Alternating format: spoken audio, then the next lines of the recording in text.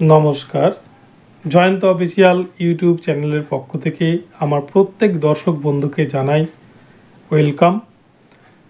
এখন আমি আজকে আপনাদের সাথে এই ভিডিওতে আলোচনা করতে চলেছি কলকাতা হাইকোর্টের বিচারপতি অমৃতা সিনহা ম্যাম।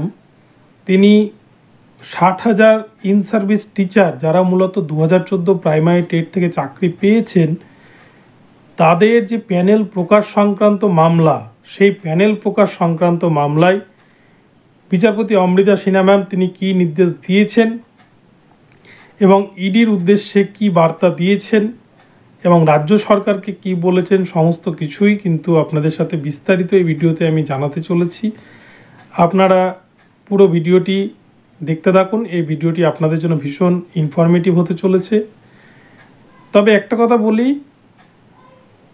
যারা এখনও চ্যানেলটি সাবস্ক্রাইব করেনি আপনারা চ্যানেলটি সাবস্ক্রাইব করে নেবেন এই ধরনের আপডেট পাওয়ার জন্য। তো আমরা দেখে নিই তাহলে যে অমৃতা সিনহা ম্যামের এজলাস থেকে ঠিক কী কী আপডেট উঠে এসেছে 60,000 ইন সার্ভিস টিচারের প্যানেল প্রকাশ মামলায়। তো আপনারা জানেন 42,949 প্রাইমারিতে নিয়োগ করা হয়েছিল 2016 সালে, যেটা 2014 প্রাইমারি টেট থেকে। তখন পর্ষদের সভাপতি ছিলেন মানিক ভট্টাচার্য। সেই নিয়োগ নিয়ে কিন্তু প্রচুর দুর্নীতির অভিযোগ ওঠে। সেক্ষেত্রে মেয়াদ উত্তীর্ণ প্যানেল থেকে পরবর্তীতে 2208 জনকে নিয়োগ করা হয়, এমনটা কিন্তু পিটিশনারদের পক্ষ থেকে দাবি তোলা হয়। তারা আরটিআই কপি অনুযায়ী জানতে পারে। এবং 6টা ডিস্ট্রিক্টে 932 জন ক্যান্ডিডেটকে অতিরিক্ত শূন্য পদে নিয়োগ করা হয়, যাকে এক্সিট ভ্যাকান্সি বলা হয়। ঠিক যেমন স্কুল সার্ভিস কমিশনের 26,000 চাকরি বাতিলের ক্ষেত্রে আমরা দেখেছি, ঠিক সেরকমই কিন্তু অতিরিক্ত ভ্যাকান্সি এবং মেয়াদ উত্তীর্ণ প্যানেল এই দুটোই কিন্তু 42,949 রয়েছে। তো এই ক্ষেত্রে দেখা যায় 3140 জন ক্যান্ডিডেটের মধ্যে 2208 জনকে মেয়াদ উত্তীর্ণ প্যানেল থেকে নিয়োগ করে প্রাইমারি বোর্ড 42,949 নিয়োগের ক্ষেত্রে, এবং 932 জনকে এক্সিট ভ্যাকান্সিতে, অর্থাৎ 6টা ডিস্ট্রিক্টে যা ভ্যাকান্সি ছিল 2016 সালে তার থেকে অতিরিক্ত শূন্য পদে নিয়োগ করা হয়।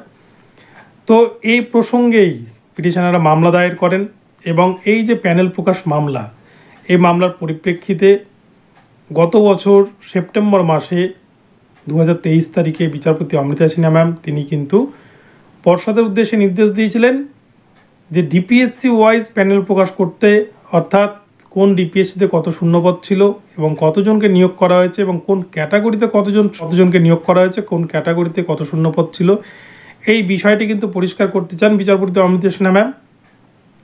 আর এটাই করতে রাজি নন প্রাইমারি বোর্ড। আর তার জন্য তারা এই প্যানেল যাতে প্রকাশ না করতে হয় সেই জন্য তারা যা যা করতে হয় সমস্ত কিছুই করেছে এবং শেষমেশ কিন্তু এই মামলাটিকে তারা ডিভিশন বেঞ্চে চ্যালেঞ্জ করে এবং বিচারপতি সৌমেন সেনের এজলাসে গিয়ে মামলাটি কিন্তু একটা স্টে পড়ে যায়। এবং পরবর্তীতে আমরা প্রাক্তন বিচারপতি অভিজিৎ গঙ্গোপাধ্যায়ের মুখে শুনতে পাই যে এই মামলা থেকে নাকি সৌমেন সেন বিচারপতি তিনি অমৃতা সিনহা ম্যামকে সরে আসতে বলেছিলেন, যে এই মামলাতেই নাকি শাসক দলের একটা বর্তমান ভবিষ্যৎ লুকিয়ে রয়েছে, তো সেই জন্য সরকারের একটা ভাবমূর্তি নষ্ট হচ্ছে। তো এই বিষয়টা নিয়ে কিন্তু প্রাক্তন বিচারপতি অভিজিৎ গঙ্গোপাধ্যায় সরব হন এবং যে কারণে প্রাথমিকের সমস্ত মামলা সৌমেন সেনের এজলাস থেকে সরে যায়। তো এই মামলা প্রসঙ্গে ইডিকে কিন্তু নিয়োগের যে দুর্নীতির তদন্ত, টাকার উৎস কোথায়, কোথা থেকে কোথা টাকা গিয়েছে, সমস্ত বিষয় কিন্তু খুঁজে বের করার দায়িত্ব দিয়েছিল কলকাতা হাইকোর্ট। এবং ইডির আধিকারিকরা এই নিয়োগ দুর্নীতি প্রসঙ্গে তারা কিন্তু গা ছাড়া মনোভাব দেখাচ্ছে, বেছে বেছে লোক বিশেষে তদন্ত করছে। প্রত্যেকের ক্ষেত্রে কিন্তু সম মনোভাবাপন্ন হচ্ছে না ইডি, এবং কারো অঙ্গুলি হেলনে তারা কিন্তু তাদের যে তদন্ত গতি প্রকৃতি সেই গতি প্রকৃতিকে নিয়ন্ত্রণ করছে, যার জন্য কিন্তু সঠিক যে নিয়োগ দুর্নীতির তদন্ত সেই তদন্তর গতি প্রকৃতি এগোচ্ছে না এবং আসল অপরাধীরা ধরা পড়ছে না।